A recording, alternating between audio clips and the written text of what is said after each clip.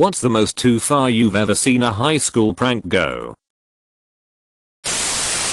Kid decided to post on Facebook that he was going to shoot up the school, then not show up the next day.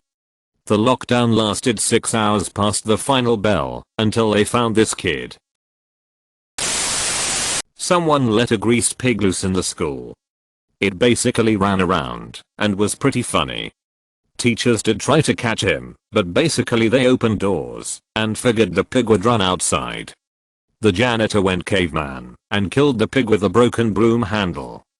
Blood all over the floor. Janitor was fired that day. This is around a week after the Parkland shooting in Florida.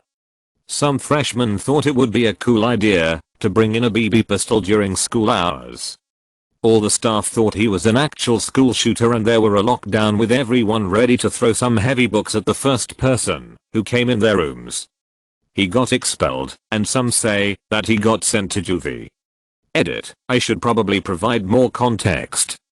The dude was planning to play a prank on a friend of his by pulling out the BB gun. And that's how I spent 3 hours in my chemical class panicking. Also how the staff realized.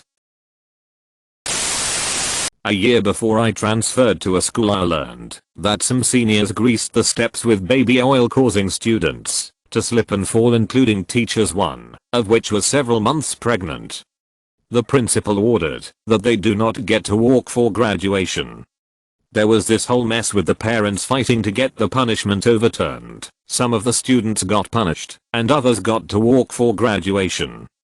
The parents were like, no one got seriously hurt and it was just a prank, but seriously?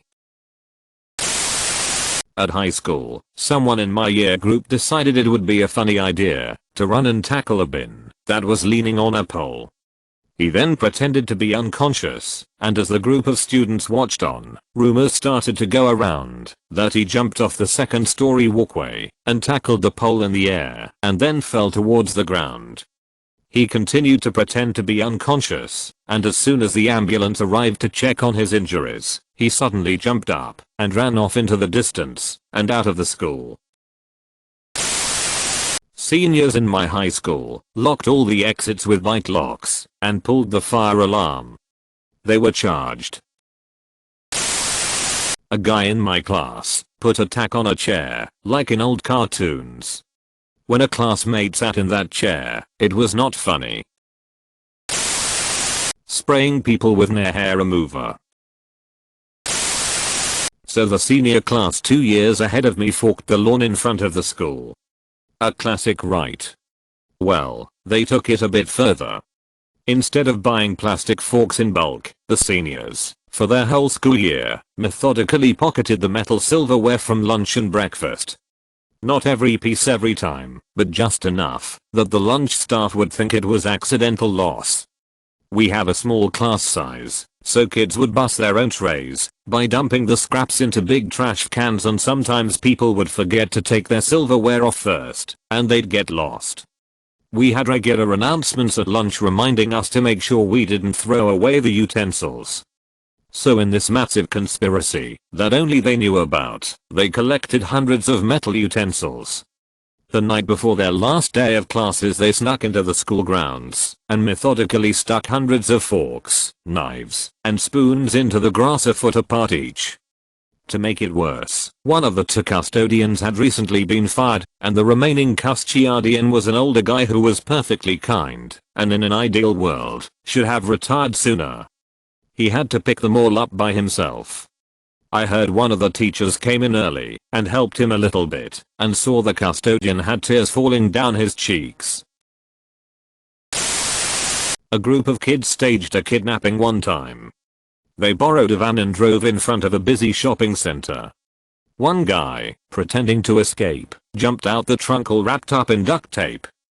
To the horror of all the bystanders, the van stopped, 2 kids ran out and recaptured the escapee and drove off.